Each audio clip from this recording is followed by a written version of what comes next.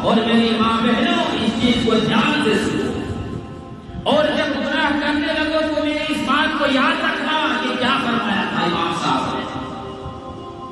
میرے دوست ابراہیم ابن ادھم رحمۃ اللہ علیہ ایک بہت بڑے اللہ والے گزرے ہیں، ولی اللہ ہیں، عالم ہیں۔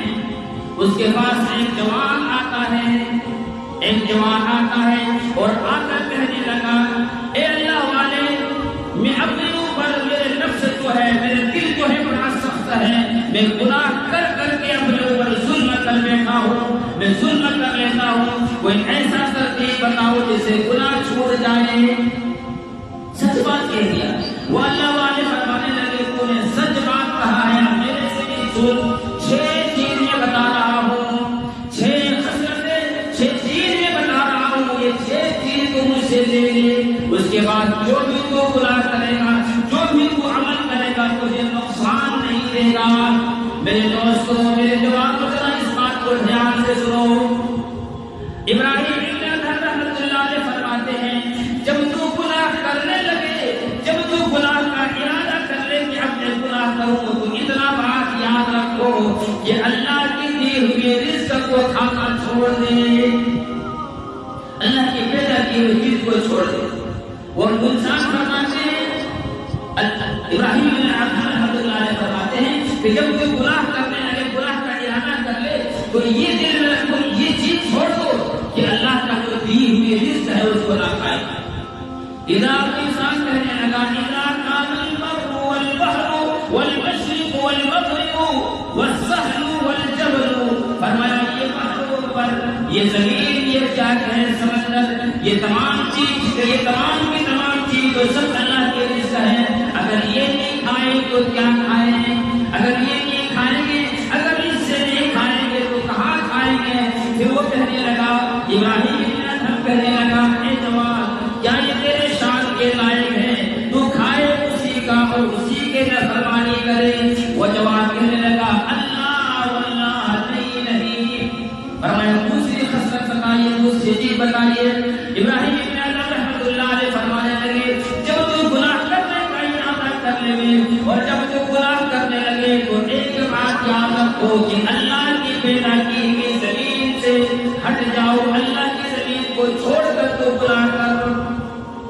وہ کہنے لگے، اللہ والے، پہلے سے بھی یہ بات ذرا سخت ہے، یہ تمام کے تمام بستی شہر، یہ گاؤں، یہ سب کا سب اللہ کا ہے، اللہ نے پیدا کیا ہے، اگر ہم یہاں نہیں رہے، یہاں سے اگر ہٹ جائیں تو ہم کہاں جائیں؟ ابراہیم ابن ادھم کہنے لگے، اے جوان، اسی کا کھاتا ہے تو، اسی مالک کا تو کھا رہا ہے، اور اسی کے گھر میں، اسی کے زمین پر رہیں گے، پھر تو اس کا نافرمانی کرے گا، کیا کہ یہ تیرے شان کے لائق ہیں؟ وہ کہنے لگا، اللہ واللہ، نہیں۔ فرمایا تیسری خصلت بتائی۔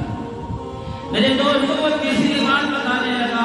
ابراہیم ابن ادھم رحمۃ اللہ علیہ فرمانے لگے، جب تو گناہ کرنے کا ارادہ کر لے اور چاروں طرف سے گناہ کرنے کا، تیرے اوپر اسباب مہیا موجود ہے، لیکن تو گناہ کر رہا ہے، لیکن اتنا سوچ کہ اللہ کی آنکھ میں جو اللہ دیکھ رہا ہے، اللہ سے چھپ کر تو گناہ کر، جاؤ تو گناہ کر، مگر اللہ سے چھپ کر کر۔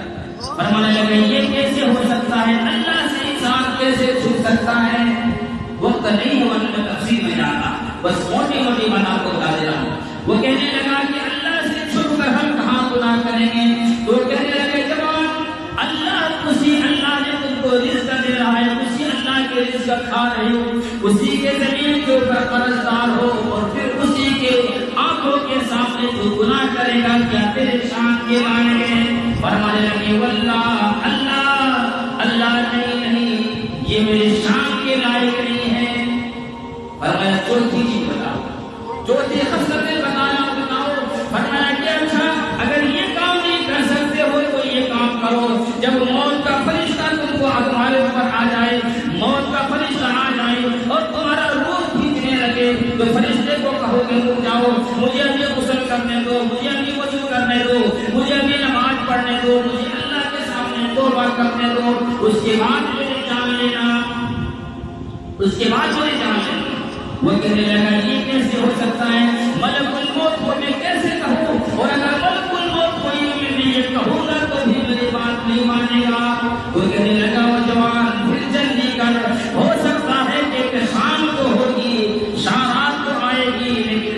میں تم نہ رہے ہو، اس لیے جلدی توبہ کرو۔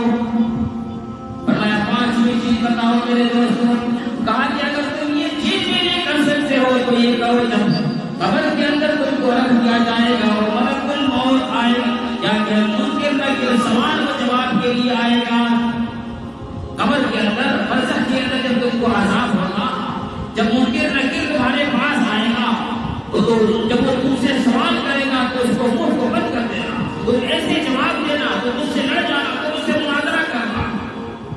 فرمایا یہ اللہ واللہ یہ بھی میرے سے نہیں ہو سکتا، یہ کیسے ہو سکتا ہے، یہ کیسے ہو سکتا ہے؟ فرمایا چھٹی خصلت میں بتاؤ میرے دوستو، اللہ والی ابراہیم رحمۃ اللہ علیہ فرماتے ہیں کہ پھر تم ایسا کرنا کل قیامت کے دن جب میدان محشر کے اندر اللہ حساب و کتاب لے گا اور تجھے کہے گا کہ جہنم کے اندر تو چلا جا، دنیا کے اندر بڑا فرمان تھا تو جہنم کے اندر چلا جا، اس وقت اللہ کے سامنے تم اکڑ جانا، تو خان صاحب کھانا، تو پیسے والا کھانا، تو بنگلے والا کھانا، تو اللہ کے سامنے اکڑ جانا۔ فرمایا اللہ میں جہنم میں نہیں جاؤں گا، وہ انسان کانپنے لگا، آنکھوں سے آنسو آنے لگے۔ فرمایا بس کر اللہ والے، آپ کے سامنے میں عہد کرتا ہوں آج کے بعد میں کبھی گناہ نہیں کروں گا۔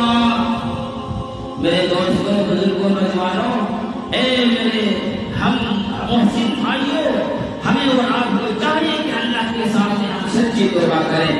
آج وقت ہے میرے دوستوں، آج وقت ہے، آج توبہ کر لو۔ ہو سکتا ہے آج جو شام آئے اس میں ہم میں سے کون رہے نہ رہے پتا نہیں، اس لیے اللہ کے سامنے سچی توبہ کرو، مسجدوں کو آباد کرو، کہیں ایسا نہ ہو میرے دوستوں کہ توبہ کا دروازہ بند ہو جائے، پھر توبہ کرو گے اس وقت کی توبہ کوئی قابل قبول نہیں۔ اللہ تبارک و تعالیٰ سے دعا ہے اللہ رب العزت ہم سب کو کہنے سننے سے زیادہ عمل کی توفیق عطا فرمائے۔